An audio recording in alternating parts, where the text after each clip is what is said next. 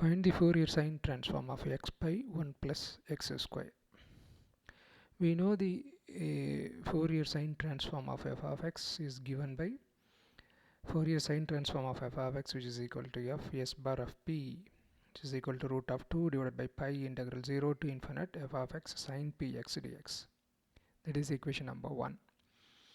Let f of x, which is equal to given function, that is x by 1 plus x square, let it be 2. Using 2 in 1 from 1 and 2, we will get Fourier sine transform of x by 1 plus x square, which is equal to f s bar of p, which is equal to root of 2 divided by pi integral 0 to infinite x by 1 plus x square sine px dx.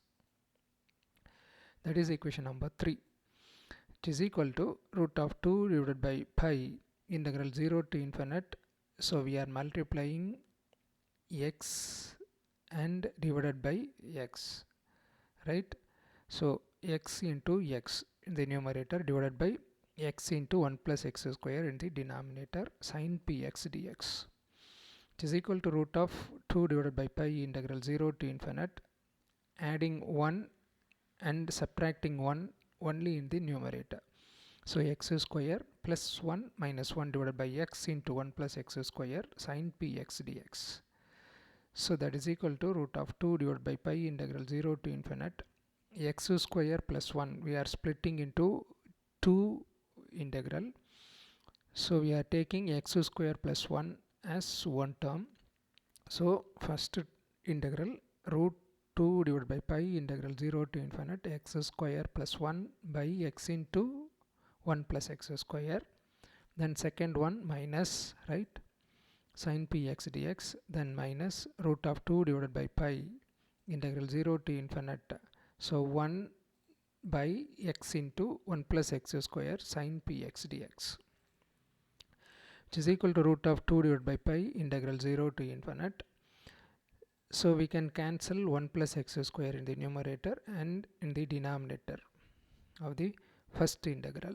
So remaining you are having sine px by x dx plus minus root of 2 divided by pi integral 0 to infinite 1 by x into x 1 plus x square sine px dx, which is equal to root 2 by pi into, we know integral 0 to infinite sine px by x dx, which is equal to pi by 2. We are substituting that value into pi by 2 minus root 2 divided by pi integral 0 to infinite 1 by x into 1 plus x square sine px dx, right? So f s bar of p, which is equal to root of pi by 2. So you are having in the previous step you are having root 2 in the numerator, 2 in the denominator, root 2 and 2 get cancelled, you will get root 2 in the denominator. Similarly, you are having pi in the numerator, root pi in the denominator, pi and root pi get cancelled, so root pi in the numerator. So root pi by root 2, that is root of pi by 2, minus root of 2 divided by pi integral 0 to infinite 1 by x into 1 plus x square sine px dx. That is equation number 4. Now differentiate both sides of 4 with respect to p. We have d by dp of fs bar of p, which is equal to d by dp of root of pi by 2 integral so minus root of 2 divided by pi integral 0 to infinite 1 by x into 1 plus x square sine px dx. That is equal to derivative of root pi by 2. Pi by 2 is a constant, root pi by 2, so 0. So remaining you are having minus root of 2 divided by pi, right, into derivative of. So we are taking the derivative inside the integral without loss in generality. So integral 0 to infinite 1 by x into 1 plus x square. So this derivative is with respect to p. So this is only applicable for sine px, where you are having p in sine px, right? So 1 by x into 1 plus x square d by dp of sine px dx. So therefore d by dp of fs bar of p, which is equal to minus root 2 divided by pi integral 0 to infinite 1 by x into 1 plus x square So derivative of sine px with respect to p. For sine you are having cos, right? So derivative of px you are getting with respect to p, so you are getting x, so x cos px dx. That is equation number 5. Now consider integral 0 to infinite cos 2y e power minus 1 plus x square y square into dy. We are considering a special integration. So integral 0 to infinite 2y e power minus 1 plus x square y square dy. We are going to use this in 5, right? So let 1 plus x square y square, which is equal to t, right? So taking the derivation with respect to y, 1 plus x square into 2y dy on the left hand side, and right hand side derivative with respect to t dt, right? So taking differentiation on both sides, so you will get 2y dy, right, which is equal to dt by 1 plus x square, right? So therefore next we are considering the limit. There will be no change in the limit when y is equal to 0, t is equal to 0. When y is equal to infinite, t is equal to infinite. So this integral will be integral 0 to infinite 2y e power minus 1 plus x square y square dy, which is equal to integral 0 to infinite, substituting the values. So instead of 1 plus x square y square, we are putting t e power minus t, and the remaining term 2y dy, instead of 2y dy we are putting dt by 1 plus x square, dt by 1 plus x square. So this integral is with respect to t, so x is a constant, so 1 by 1 plus x square is a constant, take it outside. So integral 0 to infinite e power minus t dt.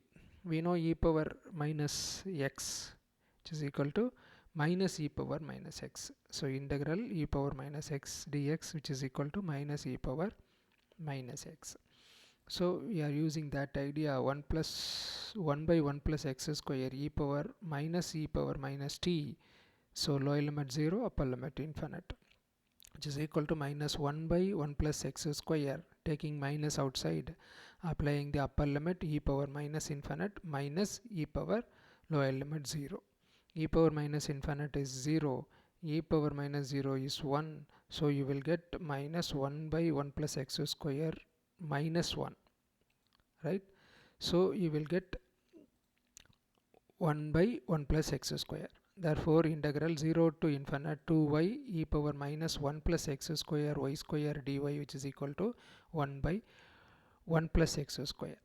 But in equation 5 we are having integral 0 to infinite cos px by 1 plus x square. So this is equation number 6. So multiplying 6 with cos px on both sides and integrate with respect to 0 to infinite, then only you will get equation number 5. That is what, right? So we have integral 0 to infinite. So first we are taking the right hand side, cos px by 1 plus x square dx, which is equal to integral 0 to infinite cos px dx into integral 0 to infinite 2y e power minus 1 plus x square y square dy, which is equal to integral 0 to infinite cos px dx, integral 0 to infinite 2y. We are splitting the power of e, so e power minus y square into e power minus x square y square dy. Now we are grouping the integral like this, that is equal to integral 0 to infinite. So first we are taking 2y, then e power minus y square into dy. So remaining we are grouping integral 0 to infinite e power minus x square y square cos px dx. So we are grouping y term in 1 and x term in 1, because we are having two variables, one is x, another one is y, right? But we are taking e power minus x square y square with x only, right? We are taking the integral like that, e power minus x square y square cos px dx. So that is equation number 7. Now let I integral 0 to infinite e power minus x square y square cos px dx. So that is equation number 8. So differentiate I with respect to p, we have di by dp, which is equal to dy dp of integral 0 to infinite e power minus x square y square cos px dx. That is equal to, so without loss in generality, we are taking that differentiation inside the integral. So this differentiation is with respect to p. This is applicable only for cos px. Remaining terms don't have p, right?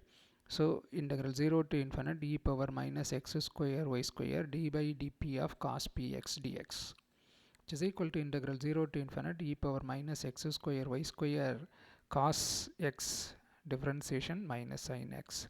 Differentiation of px with respect to p, you will get x. So minus x sin px dx. So multiplying numerator and denominator of the integrand by 2y square, right? So multiplying numerator and denominator, so you will get this is equal to integral 0 to infinite 2y square by 2y square e power minus x square y square into minus x sin px dx. So taking 1 by y 2y square outside the integral 0 to infinite 2y square e power minus x square y square x sin px minus x sin px dx, right? That is equal to 1 by 2y square integral 0 to infinite sin px. This is derivative of e power minus x square y square, right? So differentiation of e power minus x square y square with respect to x, right? So you will get e power minus x square y square into minus 2x y square, right? That is what we are having, right? So that is equal to 1 by 2y square. We are using integral u dv formula, uv minus integral v du. Here u is sin px and v is e power minus x square y square.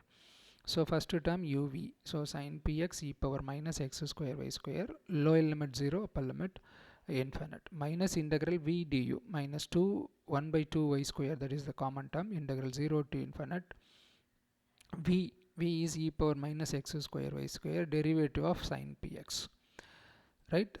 That is equal to 1 by y square. So using the upper limit, sin px into e power minus infinite minus sin 0 e power minus 0 minus 1 by y square integral 0 to infinite e power minus x square y square, derivative of sin px with respect to x here, right? So for sine you will get cos px, and derivative of px with respect to x, so you will get p cos px dx. So using upper limit, the first term e power minus infinite sin p infinite e power minus infinite 0, that is 0. Then we know sin 0 is 0, that first term is vanish, totally 0. So remaining you are having minus 1 by y square. P is constant, take it outside, so minus p by 2y square integral 0 to infinite e power right, e power minus x square y square cos px dx. But integral 0 to infinite e power minus x square y square cos px is dx is nothing but I, from equation number 8. So substituting that value, so you will get minus p by 2y square into I. So di by dp, which is equal to minus p by 2y square into I. So we are going to use the differential equation idea. So variable separable, so you are grouping I in one side and p in another side. So taking I to the left hand side, so di by I, which is equal to, we are taking the dp to the right hand side, minus p by 2y square into dp, right?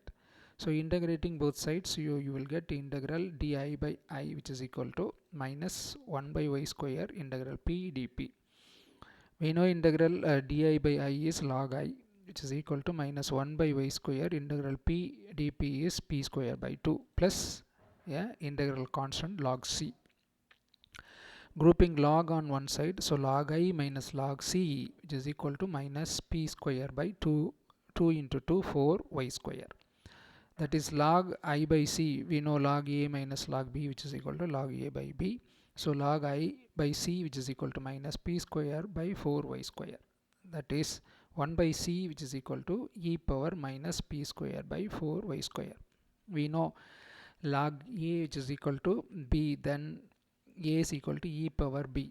So we are using that idea, basic logarithmic and exponential function ideas, right?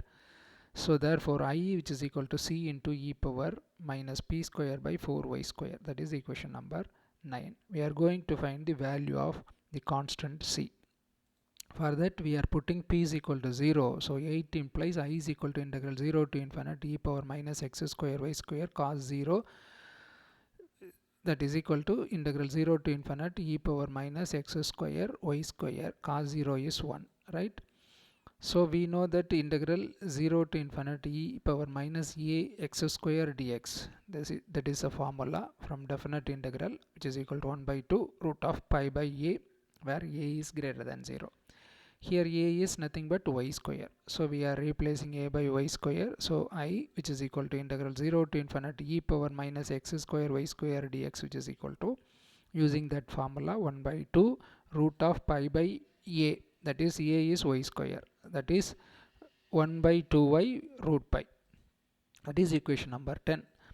Now when p is equal to 0, from equation number 9, I is equal to c e power minus p square by 4y square, that is c e power, putting p is equal to 0, e power minus 0, that is 1, that is c.